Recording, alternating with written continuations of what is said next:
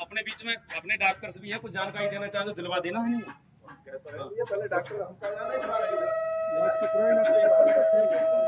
नमस्कार जी, आप सभी का बहुत बहुत धन्यवाद जो आप लोग बाइक ले लो यहाँ आए और अपना कीमती समय दिया। आप सभी लोगों ने इसके लिए बहुत बहुत धन्यवाद आप सभी का। मेरा नाम जितेंद्र सिंह है और मैं राष्ट्रीय डेयरी विकास बोर्ड से हूँ। राष्ट्रीय डेयरी विकास बोर्ड की स्थापना 1965 में हुई और भारत सरकार ने ही की। ये एनडीडीबी डेयरी सर्विसेज ये दूध के क्षेत्र में काम करती है और नई प्रजातियां कैसे आएंगी उस पर काम करती है। उसके बाद में अभी ये प्रोडक्ट और लेके आएंगे, इस पर भी हम बात करेंगे। तो राष्ट्रीय डेयरी विकास बोर्ड का पहले गठन क्यों हुआ? क्योंकि तो गवर्नमेंट भी है और भारत सरकार खुद भी स्टेट वाइज अपने अपने एरियो में हॉस्पिटल बना रखे हैं, पशुपालन विभाग बना रखे हैं, डेयरियां भी चला रही है। जैसे पराग हुई, राजस्थान में सरस हुई, पंजाब में पानी हुई, इस तरह से बहुत स्टेट वाइज कोऑपरेटिव है। ये सब होने के बाद भी राष्ट्रीय डेयरी विकास बोर्ड की जरूरत क्यों पड़ी? ये नॉन प्रॉफिट ऑर्गेनाइजेशन है। पहली बात तो ये किसानों के लिए काम करता है और एक ऐसा प्रॉफिट नॉन प्रॉफिट ऑर्गेनाइजेशन है जिसको प्रॉफिट चाहिए नहीं। जो भी प्रोडक्ट देता है वो किसान तक पहुंच जाए, उसमें जितने खर्चे आ रहे हैं वही चाहिए उसको।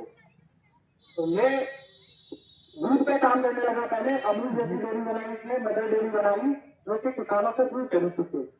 उसके बाद में इसने 1984 में सीमन स्टेशन बनाया एसएचजी के नाम से। इसका पूरा नाम है सुपीरियर एनिमल जेनेटिक। अच्छी नस्ल के सीमन का उत्पादन करता है, तो इसने एसएचजी के नाम से सीमन स्टेशन बनाया। ये एसएचजी पूरे भारत का नंबर 1 सीमन स्टेशन है। पूरे भारत में 10 करोड़ सीमन स्टोर की ग्रेड की जरूरत पड़ेगी तो उसमें से 7 से 7 crore semen store SHG provide कराता है। चाहे वो यूपीएलडीबी हो, आरएलडीबी हो, यूएलडीबी हो उत्तराखंड, चाहे सीएससी गवर्नमेंट हो, उसमें 30% में इसका सीमन जाता ही जाता है। क्योंकि एक ऐसा ऑर्गेनाइजेशन है कि ये पूरे भारत में सबसे ज्यादा प्रोडक्शन करने वाला है। पूरे भारत की तो बात छोड़िए, पूरे विश्व में सीमन के क्षेत्र में पूरे विश्व में इससे ज्यादा प्रजातियां नस्ल जी अभी नहीं, उसका सीमन प्रोडक्शन कोई नहीं करता। अभी बैठा हूँ, ठीक है। हम 18 से ज्यादा प्रजातियों पे काम करते हैं। इसमें तो चुनिंदा नस्लें हैं जिससे डॉक्टर ने भी बताई। साहिवाल है, गिर है, हारपारकर है, एचएफ है, मुर्रा है, मुर्रा के अलावा बदावरी है, बन्नी है, पानपुरी है। जैसे हमारे राज्य में उत्तर प्रदेश में मुर्रा नस्ल पाली जाती है। यूपी के ही कुछ क्षेत्रों में जैसे आगरा वाली साइड में जाएंगे, आगरा, इटावा, फिरोजाबाद, अलीगढ़, मैनपुरी, कानपुर और धौलपुर और राजस्थान, इस एरिया में थोड़ी सी 20% में बदावरी भी पाली जाती है। तो ये दो नस्ल पाई जाती है और पूरे विश्व में भैंस की नस्ल में इससे ज्यादा दूध देने वाली कोई भी नस्ल नहीं है मुर्रा से। पूरे विश्व में भैंस में जैसे गुजरात में जाएंगे तो नीचे सींग वाली जाफराबादी पाई जाती है। पांडपुरी ये महाराष्ट्र में पाई जाती है। उसके लंबे लंबे तलवार जैसे सींग होते हैं, 2-2 फुट के सींग होते हैं उसके, वो पांडपुरी नस्ल पाई जाती है।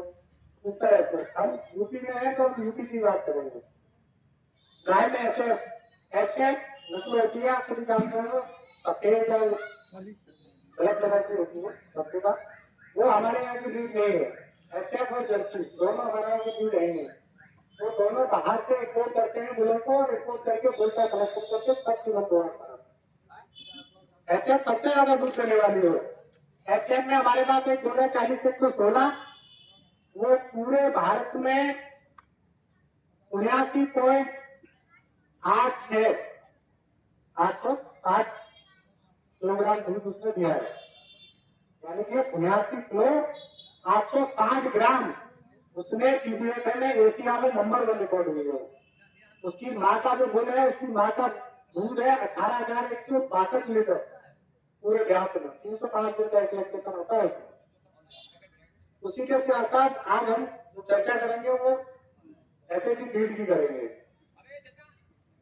भारत में जहां भी सीमन जा रहा है उसमें से 90% किसान आज भी ये बोलते हैं कि हम एसएचजी का सीमन लगवाते हैं। और आपके यहाँ आसपास में जितने भी वर्कर जो काम कर रहे हैं, चाहे चंद्रभान जी हो, ये हो, यादव जी हो, बहुत सारे लोग हैं, वो 90% सीमन एसएसजी का ही लगाते हैं। आज जो हम बात करेंगे वो पशु आहार की बात करेंगे और सीमन दोनों की बात करेंगे। अभी भाई साहब ने बताया कि नस्ल कैसे पहचानते हैं। अभी आपके यहाँ यही करके गए, डॉक्टर करके आए और उसके अगर ऐसे सींग नहीं आए तो आप कहेंगे ये मुर्रा नहीं है। तो उसकी जानकारी दी है इन्होंने और बहुत अच्छी यही जानकारी है।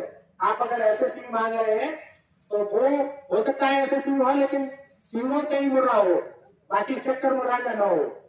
तो किसान से हम यही अपील करते हैं कि आप सींग देखते हैं बस, और भी स्ट्रक्चर देखिए ना, पूंछ लंबी है उसकी, टांगें छोटी है, गर्दन लंबी है, सिर छोटा है उसका, पीछे से भारी पेट की है, खंडर बड़ा है, ये मुर्रा के लक्षण होते हैं सारे।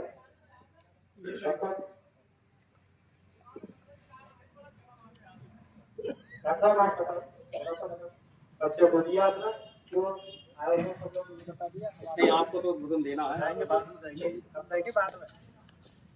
तो पहले तो आप सबको बहुत बहुत बधाई और बहुत बहुत धन्यवाद के पात्र हैं जो आप हमारे छोटे से बुलावे पर हमको इतना सम्मान दिया कि सबने अपने बहुमूल्य समय में से समय निकालकर हमको दिया। इसलिए सबसे पहले आप बधाई के पात्र हैं और हृदय की गहराइयों से मैं आप सबका अभिवादन आपसे ही करवाना चाहूंगा, क्योंकि ताली में अगर अकेले बजाऊंगा तो फिर ठीक नहीं लगेगा। इसलिए अपना स्वागत अपने आप करते हुए मैं चाहूंगा कि तालियों की गड़गड़ाहट से आपका सबका स्वागत और अभिनंदन। क्योंकि अगर आप नहीं आते और आपके बिना ये महफिल सजी ना होती तो इस मीटिंग का कोई आयोजन जो कर रहे थे उसका कोई तत्व नहीं निकलता। दूसरा, हमारे बीच में हमारे एरिया के मैनेजर जो लगातार इस क्षेत्र में रहते हैं, इनका उद्बोधन था। तो इस मीटिंग को मैंने केवल पशुपालकों को अच्छी जानकारी मिल सके इस वजह से केवल कृषकों से संबंधित रखा। इसमें किसी भी तरह का कोई भी नेतागिरी या कोई ऐसा व्यक्ति मैंने नहीं बुलाया ताकि मैं उसके आगे पीछे घूमता रहूं और तुम्हारे सम्मान की बात ना कर सकूं। क्योंकि जब कृषकों से संबंधित बात है तो सारी चीजें रखी रह जाती हैं। सबसे पहले किसान, एक नारा लगता था जय जवान और जय किसान। अगर देश का किसान खुशहाल है और देश का जवान खुशहाल है तो आप समझो धरती भी खुशहाली होगी और सीमा में भी सुरक्षा पर खुशहाली होगी। जब सीमा सुरक्षित होंगी, जमीन सुरक्षित होगी, पशु सुरक्षित होंगे तो घर में खुशहाली आने में कोई देर नहीं है। तो हमारा मेन मोटो था जय जवान और जय किसान। आज जो जानकारी का सिलसिला था, आप कहेंगे कि ऐसा तो नहीं डॉक्टर साहब ने कुछ ऐसा खोला हो जिसका जो है या दुकान का कोई उद्घाटन हो। अगर दुकान का उद्घाटन होता तो ये पशु विकास केंद्र 15 वर्षों से निरंतर आपकी सेवा में है। इसलिए लोगों की समझ में जैसा आता है मैसेज, हो सकता है कि लोगों की समझ में ये आया हो कि साहब दुकान का उद्घाटन हो रहा है। मेन रूप से ये किसान गोष्ठी थी और जिसमें आप आए हैं, इसका उद्देश्य ये था कि यहाँ एनडीडीबी, राष्ट्रीय डेयरी विकास बोर्ड, जो भारत सरकार की पूरे भारत में सबसे बड़ी संस्था है। एक तो ये जालंधर में है इसका ऑफिस और दूसरा गुजरात में। तो ये किसान का दूध कलेक्ट करने की आगे योजना भी बना रही हैं और हमारे जैसे एआई टेक्नीशियन, जैसे हम काम करते हैं, भाई साहब काम करते हैं, भाई साहब काम करते हैं, उधर हमारे बीच में धरेली से अखिलेश मिश्रा जी बैठे हुए हैं, मैं ये भी सब काम करते हैं। तो हमारे सबके लिए चैलेंज बना हुआ है कि हम 3-3 बार जानवर को करते हैं और जानवर रुकने में नहीं आता है। IVRI जो विश्व की, एशिया की सबसे बड़ी संस्था है, उसका भी रिसर्च है और जो दूसरी संस्थाएं हैं उनका भी रिसर्च है। उन्होंने ये रिसर्च तय किया कि यूरिया जो हम खेतों में लगाते हैं उसकी सबसे अधिक मात्रा मिट्टी से पौधे में आती है और पौधे चाहे वो पुआल हो चाहे भूसा हो उसके माध्यम से जानवर के शरीर में आती है। अगर ये बहकर चला जाता है तो तालाब में पानी पीता है, तब आता है, जमीन के नीचे चला जाता है तो जब हम नल के द्वारा पानी पिलाते हैं तब आता है, और आसमान में ऊपर चला गया तो ये अम्लीय वर्षा के द्वारा जमीन पर गिरता है, पौधों पर गिरता है। कुल मिला के भूमि में हमने जो भी डाला है, तो भूमि क्या है, माँ का पेट की तरह है। यानी कि जो कुछ हमने भूमि में डाला है वो लौट पीट कर हमारे पेट में आने ही वाला है, आज नहीं तो कल। तो जहर मुक्त खेती की बात भी होती है। फिलहाल हम अपने उद्देश्य की बात करेंगे। तो हमने यहाँ रिसर्च किया और रिसर्च में पाया कि तरह तरह की कंपनियां जो अपना फीड सप्लीमेंट जानवरों को दे रही हैं, उनके कट्टे पे तो कुछ लिखा हुआ है और अंदर कुछ है। दूसरी चीज, कुछ कंपनियां जो पशु आहार बना रही हैं, उन्होंने उसमें यूरिया की इतनी अधिक मात्रा कर दी कि जैसे ही हम जानवर को खिलाते हैं तो हमें दूसरे तीसरे दिन रिजल्ट मिल जाता है। परंतु उसका रहता क्या है कि तीसरे चौथे दिन रिजल्ट तो मिला, वो यूरिया उसकी बॉडी में स्टोर होता है और यूरिया अधिक होगी तो हम बताएं आपका जानवर गाभिन नहीं रुकेगा। इसी को ध्यान में आपने देखा होगा कि पहले यूरिया ट्रीटमेंट के द्वारा भूसा खिलाया जाता था कि यूरिया को थोड़ा 1 चम्मच डाल दिया। आज भी जो नया भूसा आता है, जानवरों का पेट न फूले, उस समय हम लोग ये सुझाव देते हैं कि आप एक 25 किलो भूसा एक नान में उसमें ड्रम में धो दें और उसमें 1 से 1.5 चम्मच यूरिया डाल दें, 8 घंटे उसको पड़े रहने दें, भूसा गल जाएगा, आपका जानवर भूसा खाएगा तो उसका पेट नहीं फूलेगा, डाइजेशन खराब नहीं होगा। तो इसी तरह राष्ट्रीय डेयरी विकास बोर्ड के जो मैंने जब बीच में जानकारी में फोन इनसे ले लिया था, बहुत देर आपने लूंगा नहीं मैं, ये जानकारी देंगे उसके बारे में। रिसर्च किया और उसने कहा कि जब अच्छा सीमन उपलब्ध करा रहे हैं और अच्छे लोग जो प्रशिक्षित लोग हैं उनसे एआई करा रहे हैं, जिन्हें कई कई साल का अनुभव है, वो क्षेत्र में रह रहे हैं। मेरे साथ मिश्रा जी बैठे, ये भी बैठे हुए हैं। ये समस्या आप लाओ फील्ड में काम करते हो, सबके सामने है या नहीं है? जबकि हम अच्छे से सीमन डालते हैं, बढ़िया कंपनी का सीमन होता है, उसके बावजूद भी जानवर नहीं रुकता है। तो ये सारी चीजें जो है, आप आ जाओ आ जाओ आ जाओ भाई साहब आ जाओ। अरे थोड़ा ब्राह्मणों का सम्मान किया जाता है, अब जात से ब्राह्मणों वैसे मिश्रा जी आ जाओ। थोड़ी सी जानकारी देंगे ना आप जानवरों के बारे में और सीमन के बारे में, तो अच्छा है। तो इन्होंने राष्ट्रीय डेयरी विकास बोर्ड, दोनों कुर्सी बैठ जाओ, दोनों लोग पूरा रिसर्च किया और रिसर्च करने के बाद अपने पशु आहार में 9 तरह का अनाज शामिल किया, जिसमें आपका गेहूं है, ज्वार है, बाजरा है, मक्का है, इस तरह से 9 अनाज, 4 तरह की दाल, 4 तरह की जो भी सस्ती दाल है, दाल से प्रोटीन मिला, और 4 तरह की खल, सरसों की खल है, बिनोला है, सोयाबीन की खल है, इस तरह से 4 तरह की खल डाली। हम सब जानते हैं हमारा भोजन क्या है, फैट, प्रोटीन, कार्बोहाइड्रेट, मिनरल और विटामिन। अगर ये चीज हम जानवर को नहीं दे रहे हैं तो ऐसा मानकर चलिए कि जानवर के दूध से वो सारी चीज निकल रही है और हम उसे नहीं दे रहे हैं। तो इन्होंने इस बात पर काम किया और उन्होंने कहा कि हम पशुपालक को वो चीज उपलब्ध कराएंगे जो मार्केट में उपलब्ध नहीं है। तो आपके सामने दोनों तरह का पशु आहार इस समय रखा हुआ है। ये सिल्वर है जो 10 लीटर से नीचे दूध देने वाले हैं, 10 लीटर तक दूध देने वाले हैं, उनके लिए ये सप्लीमेंट है। और एक दूसरा आपके सामने गोल्ड संतुलित पशु आहार रखा हुआ है, ये उन जानवरों के लिए है जो 10 लीटर से अधिक दूध देते हैं। तो एक तो इसमें इस कट्टे पर जो लिखा है उसकी मात्रा निश्चित है, कोई ऐसा तत्व नहीं मिलाया गया है जिससे जानवर को नुकसान हो। दूसरी चीज मिनरल मिक्सचर,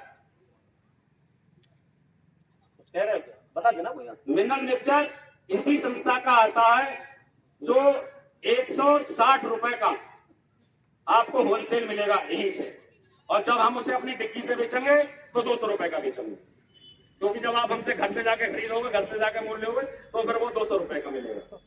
अब संस्था वालों से जब बात हुई तो मैंने इस क्षेत्र में सबसे पहले, क्योंकि मेरे पास तो कोई ऐसा, भाई मैं तो बिजनेस कर रहा हूँ, इस पशु आहार को बेचेगा कौन, तो कहा इस पशु आहार को मैंने कहा एक अच्छी चीज है, और अच्छी चीज जिन पशुपालकों के घर में जाता हूं अगर उनको पता लगेगा तो ये अच्छी बात है, उन तक पहुंचनी चाहिए। तो इस संतुलित पशु आहार में सिल्वर वाला है, ये 1375, भाई साहब इसी रेट को मुझे बिल दिया है इसका, और 1525 रुपए इसका बिल दिया। तो उन्होंने कहा डॉक्टर साहब ये बिजनेस तुम चलाओगे कैसे? तो मैंने कहा भाई चलाने की बात तो नहीं है, पर ये है बहुत सारे लोगों को गांव में जाता हूं और 15 साल से उनसे तजुर्बा है, उनके घर रह रहे हैं, बैठ रहे हैं, वो मुझे जानते हैं, मैं उन्हें जानता हूं। और केवल पशुपालक और उसका नहीं है, मैंने कहा मेरा जो संबंध है वो ऐसे बना हुआ है जैसे भाई भाई का है, पिता पुत्र का है, कुछ का मुझ पर पिता की तरह आशीर्वाद रहता है, कुछ का भाई की तरह रहता है, जो छोटे हैं उनका बहुत सारा प्यार रहता है। तो मैंने कहा मैं इसको होलसेल रेट पे ही बेचूंगा। जब जियो ने 3 महीने में आदत डाल दी फ्री चलाकर, तो 399 खर्च करोगे। तो मैंने कहा जियो का फार्मूला मैं भी अपनाने का काम करूंगा, मैं भी अपने क्षेत्र में 3 महीने 4 महीने प्रचार करूंगा, डिस्ट्रीब्यूटरशिप दूंगा। जो जहां पर डिस्ट्रीब्यूटरशिप लेगा उस व्यक्ति के लिए यहां से नहीं मिलेगा, तो वहीं से खरीदेगा, किसी रेट करेगा। तो इस तरह से डिस्ट्रीब्यूटर बनाने पर भी बात होगी, बैठ करके जिस किसी को 10 किलोमीटर 15 किलोमीटर के बीच में डिस्ट्रीब्यूटर बनना हो, वो हमारे रीजनल मैनेजर जी बैठे हैं, इनसे बात कर लें। और फिर इसकी कीमत की बात निकल करके आई, तो मैंने कहा खुलासा बिल्कुल कीमत रहेगी। ये 1240 रुपए का हमको यहाँ आकर के पड़ता है भाई साहब किराए के, यही बात है ना। और अगर कोई डिस्ट्रीब्यूटरशिप खोलेगा तो 10-5 किलोमीटर के अंतर में होगा, किराया उसका बच जाएगा, उसके यहाँ पहुंच जाएगा भाई साहब। 1240 रुपए का पड़ता है और 1250 रुपए का आपके लिए यहाँ से उपलब्ध है। 3 महीने के लिए कंपनी ने मेरी दुकान का, कि आपको लॉस ना हो, किराए की व्यवस्था चाहे रीजनल मैनेजर भी करें चाहे कुछ भी करें, कि 1500 रुपए कहीं उतरवाने में कुछ खर्च हो जाते हैं तो ये करेंगे, उन्होंने 3-4 महीने के बाद देखेंगे क्या होगा। और ये गोल्ड जिसकी कीमत 1525 रुपए है, इन्होंने कहा इतना सस्ता बेचोगे तो बहुत कैसे काम चलेगा। तो मैंने कहा कोई बात नहीं भाई साहब, जैसे समझेंगे बिक नहीं रहा है नहीं है, 3 महीने अपना काम करेंगे। यहाँ जब कोई घर पे आता है तो पड़ोस में कल्लू बुधिया के घर बैठे भैया, अरे कल्लू भाई साहब कहाँ है, तो इनका बहुत बड़ा सहयोग रहता है। पड़ोस में दुकान है, उठा के पैसे रख लेते हैं, कट्टा उठा के दे देते हैं। इस समय हूँ क्योंकि 10 रुपए 5 रुपए का जब कोई विशेष फायदा नहीं हो रहा है तो मैं इनके लिए बैठ भी नहीं सकता।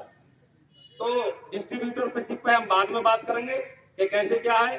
तो आप जब इसे खिलाएंगे, इनका मिनरल मिक्सचर खिलाएंगे, मिनरल मिक्सचर की थैली रखी है क्या, थैली नहीं है, उस पे भी लिखा हुआ है एरिया स्पेसिफिक मिनरल मिक्सचर।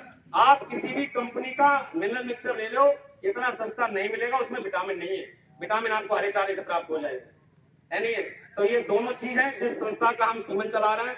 और मेरे पास में बहुत सारे एआई टेक्नीशियन भाई साहब बैठे हैं, मैं आप सब पशुपालक भी बैठे हैं, और मैं थोड़ी देर अगर आप कहो तो 2 मिनट और ले लूंगा, आपके इजाजत है भैया? कोई बोर तो नहीं हो रहा है? ठीक है चचा, कहीं आके नीचे बैठे तो ऊपर करो। बोलो भारत माता की, भारत माता की। स्वस्थ पशु खुशहाल किसान, स्वस्थ पशु खुशहाल किसान। अब मैं आपको थोड़ी एआई की चर्चा भी करूंगा। मेरे एक एआई टेक्नीशियन भाई साहब बड़ी संख्या में यहाँ बैठे हैं, अगर मुझसे कुछ गलती हो तो बीच में सुधारते भी जाना, है नहीं है, क्योंकि आपका भी अनुभव लंबा है। हमें तो बहुत बड़ी समस्या है। समस्या कौन सी है कि हम जिधर खादर के क्षेत्र में जाते हैं, भैया वहीं से जिला पंचायत लड़नी है और उन्हीं के घर जानवर गाभिन करने जाते हैं। तो सबसे पहले तो जब होती है बोले डॉक्टर साहब तो सबसे पहले आती डॉक्टर साहब नहीं आती है। और दूसरी चीज क्या है कि जहाँ 250 मिनट को तो बोले यार 200 रख लिया, तुम तो चुनाव लड़ रहे हो। तो हम कहते हैं चलो जे भी अपना तो जे भी ठीक है, मगर जब उसका जानवर नहीं रुकता है तो सबसे बड़ी समस्या होती है। अरे यार तुम्हें ही बुलाता है, तुमसे जानवर ना रुक रहा हो, क्या कर जाता हूँ, खाली सीमेंट डाल जाता हूँ, क्या करता हूँ। तो भाई साहब तो मैं कहना चाहूंगा कैसे छोड़ दूं अपने बुजुर्गों का चलन। अभी तो रक्त का एक लम्हा बाकी है, जब हमारे बुजुर्गों के खून में गद्दारी नहीं थी तो गद्दारी हमारे खून में मिलेगी, ये बात निश्चित। तो ना अपने काम में गद्दारी करें, कर्म ही पूजा है। आपके घर कोई बच्चा हो, बड़ा हो, बूढ़ा हो, कोई ना हो, पर धोखेबाजी नहीं होगी, ये नहीं होगा खाली स्ट्रा तुम्हारे घर छोड़ा मैं, या फिर जो है स्ट्रा फट गया तो साहब तुम्हारे घर छोड़ दे, नुकसान बर्दाश्त करेंगे तो हम बर्दाश्त करेंगे। 2% सीमन वेस्टेज जाता है और कुछ सीमन के लिए वापसी करते हैं, वापसी करते हैं 100 पर 2 सीमन उसमें पानी में डालते फट जाते हैं। अगर कोई एआई टेक्नीशियन आपके घर सीमन डालने आ रहा है और उसने पानी में सीमन डाला और पानी के ऊपर उस तैर रहा नीचे, डूब नहीं रहा है, या वो फटकर उसकी डांट निकल जाती है, तो आपको इतना जागरूक होना चाहिए कि वो सीमन बेकार हो गया, उससे कहोगे ये सीमन ठीक नहीं है, ये सीमन निकलवाना है। तो पहली तो जानकारी होनी चाहिए। दूसरी, हम अपने पशु की 21 दिन का हीट पीरियड है। अब मैं आदमी से ह्यूमन की तरफ भी आ जाऊं। 21 दिन का हीट पीरियड है। 21 दिन में 21 से 25 दिन में एक जानवर हीट पे आता है, और जानवर में ओवुलेशन होता है हीट के आने के 24 घंटे के बाद। जैसे मान के चलो कि आपका जानवर आज शाम को हीट पे आया, तो वो कल शाम तक 24 घंटे हीट पर रहेगा, और 24 घंटे के बाद उसमें फिर होगा ओव्यूलेशन, हीट शांत होने के। और ओव्यूलेशन जब होगा तो ये फैलोपियन ट्यूब से, जब ओवरी से निकल फैलोपियन ट्यूब तक आएगा, तो इसे चलने में पूरा 8 से 10 घंटे का समय लगेगा। अब आप जहां सीमन डालते हो वहां से सीमन जाएगा, उसको भी 8 से 10 घंटे का समय लगेगा। तो एआई का समय क्या होगा कि जब जानवर हीट से शांत हो जाए तब एआई का सही समय है कराने का। मैं हार्मोनों का नाम नहीं लूंगा कि एस्ट्रोजन वगैरह आपकी समझ में नहीं आएगा, तो आप एआई कब कराएं कि जब जानवर हीट से शांत हो जाए, तभी कराना। आपने जैसे ही बुलाया, हमारे मन में भी लालच रहता है। लालच ये रहता है भैया कोई छिपाए तो छिपाए, हमें पता है जो कस्टमर इनको है, अब फोन कर रहा है थोड़ी देर बाद हमें बुला ले, तो भैया आईसी रोड बंदर मारो, हिसाब किताब ठीक ना है, सीधे नहीं और बैला को भर जाए, ठीक है। किसान ऊपर काट रहे बोले आ जाओ, तो हम जाने की मुसीबत चलो जाए, चलो भैया भाई समझ ना रुके तो जाके ना रुके, हमें कोई दिक्कत ना है। पर अपने जानवर को कराना कब है, जब वो शांत हो जाए तब। अब जानवर ना रुकने के 3 कारण जानकारी देना चाहिए कब जानवर हीट पे आया। पशुपालक को सबसे पहले डॉक्टर होना चाहिए। जानवर ना रुकने के 3 कारण। सबसे पहले बच्चेदानी में किसी तरह का इन्फेक्शन होना, आपको पता नहीं चलेगा कि इसमें इन्फेक्शन किस टाइप का है। कभी कभी जानवर सिराव अच्छा डालता है, थोड़ा सा कोई मटमैला कुछ हो गया तो इन्फेक्शन हो गया। इन्फेक्शन होने का मतलब है कि बच्चेदानी का पीएच मान चेंज हो जाता है। भूमि बंजर होने का क्या अर्थ है, भूमि का पीएच मान चेंज हो गया, सब चेंज हो गया। जब चेंज हो जाएगा तो भूमि बंजर हो जाएगी, तो उसका भी पीएच मान चेंज हो जाता है। जब पीएच मान चेंज हो जाएगा, उसमें जो सीमेंट डालोगे वो डेड हो जाएगा, उसका कोई अर्थ नहीं निकलेगा, फर्टिलाइजर नहीं होगा, जानवर का भी नहीं रुकेगा। दूसरा उसका कारण है मिनरल डिफिशियंसी। मिनरल मिक्सचर की डिफिशियंसी है तो बच्चेदानी कमजोर मिलेगी, सर्विक्स कमजोर मिलेगी, कहीं कहीं जो है बहुत ज्यादा लूज जानवर हीट में बढ़िया नहीं आएगा, ये सब चीज रहेंगे। थोड़ा बहुत पानी डाल रहा है, बढ़िया से हीट में नहीं आएगा।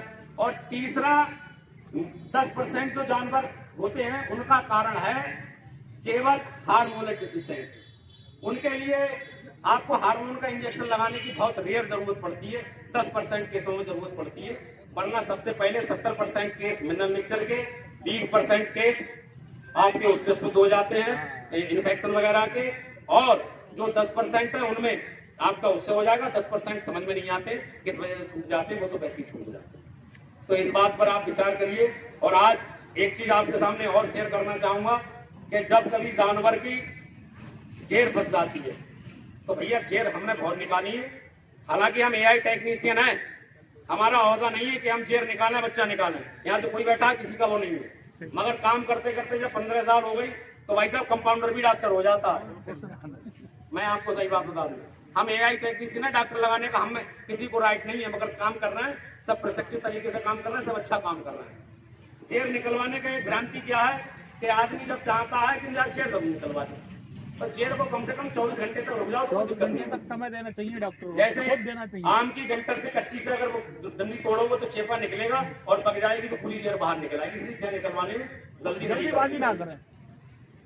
तो ऐसे मेरे सुझाव थे, और किसी की समझ में कोई बात ना आई हो तो भाई मैं उस चीज को दोबारा कह सकता हूँ। वैसे आप सब लोगों से मिलता रहता हूँ, तो ये पशु आहार को लेके राष्ट्रीय डेयरी विकास बोर्ड के लोग आए हैं, मैं इनका भी हृदय से स्वागत करता हूं, धन्यवाद देता हूं कि एक अच्छी चीज इन्होंने मेरे क्षेत्र में चलाई। और आपको लोग डिस्ट्रीब्यूटर से कहीं भी 10 किलोमीटर के एरिया में कहीं लेने वाले हो तो इनसे संपर्क करें। और हमारे बीच में एक ऐसे एआई टेक्नीशियन है, मैं जिनका जरूर परिचय कराना चाहूंगा, हमारे चेला भी रहे हैं, जयदीप सिंह सौड़ा से हैं, आज ये गवर्नमेंट जॉब में है और अपनी दिल्ली में जॉब भी कर रहे हैं। वो आए और अपने बारे में कुछ कहें, उनका इधर का अनुभव